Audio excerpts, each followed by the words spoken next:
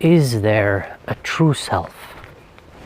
Now this question might seem a bit trivial, but it's not. It's not trivial because I will tell you, well, in a minute I will tell you. The question matters, but it doesn't matter in the objective sense, like what most people mean by objective, subjective. The true self, there is no true self because there is no self technically, but there is a true self because in the present moment there is only one true self. In the illusion of the self, I find the illusion of the self important because we can still save the idea, the concept of self, and I will show you how we save the concept of the self. Instead of asking, is there a true self or a false self? Instead of these questions, let's go like this first, and then we can ask true self, because you will realize this question isn't as interesting as a different question. The illusion of the self is important. Let's accept it's an illusion.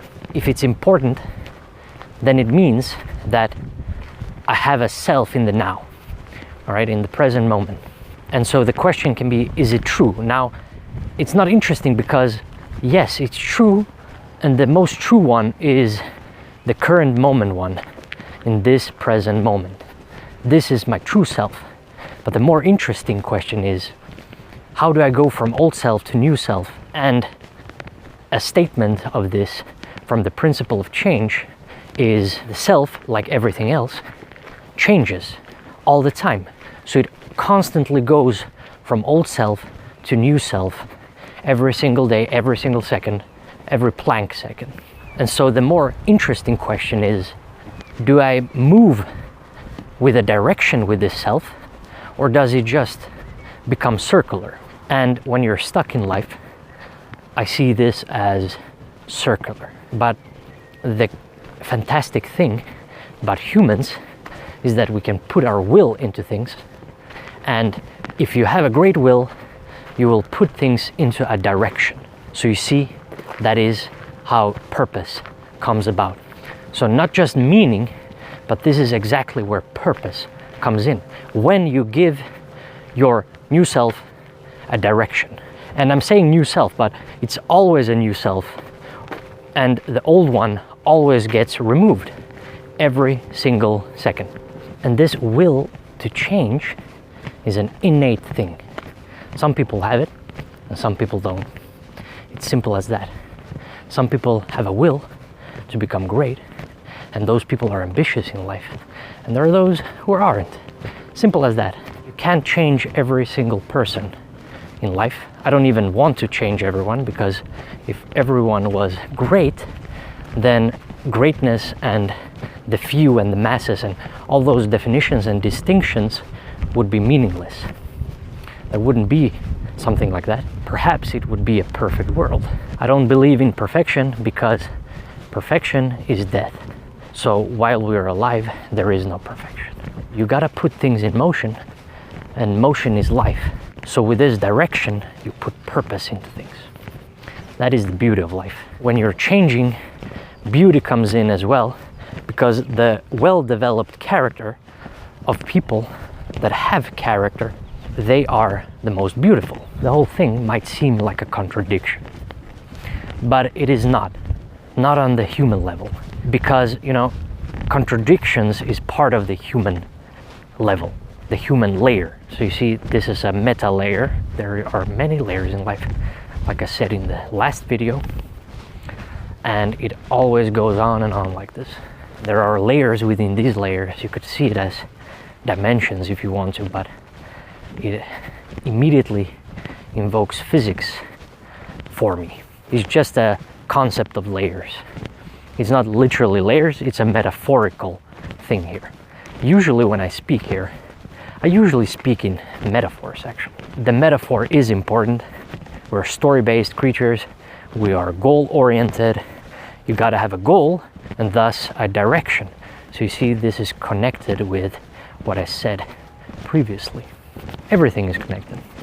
Every single thing in the background here is connected to me. So the direction aspect of things, the fact that we can have a will to change and invoke a direction, that fact makes us unique. And what makes this unique? It is consciousness. Cosmos doesn't have a consciousness. I do not believe in panpsychism because we don't have any evidence for this, and neither do I believe in God because we don't have any evidence for this. I've never seen any evidence for this, and I never will, most likely. And experience itself, spirituality, it is important, but people conflate spiritual with the reality and truth within reality, that kind of truth. Cosmos doesn't have a consciousness, but it created us, and indirectly it has a consciousness through us. That's the only way. And that makes us unique, but we don't quite know if we're that unique because there might be many other alien species that have consciousness like us, or even more advanced. We might not be that unique, but it's still quite unique because most matter, most things in nature, most matter, atoms, everything, light, is not made up of consciousness. So it will always be unique in some sense. The same with life. Now, life might be quite common, but it's not as common as atoms and space and so forth. And dark energy, if dark energy exists, and so forth.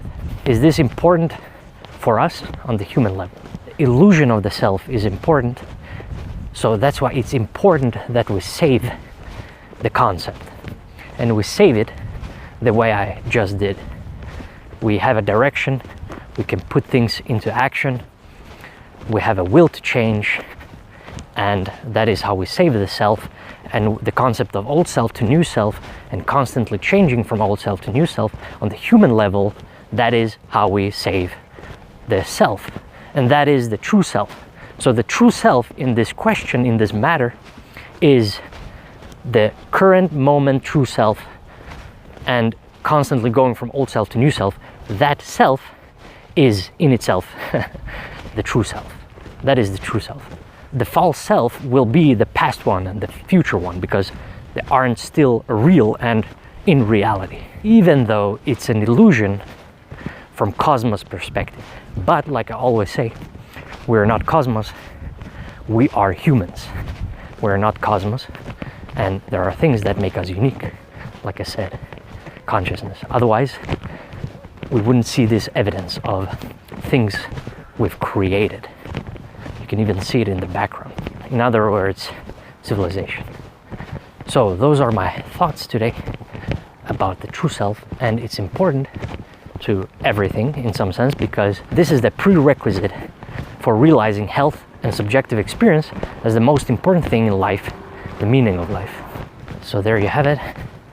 That is that, and I will see you in the next video.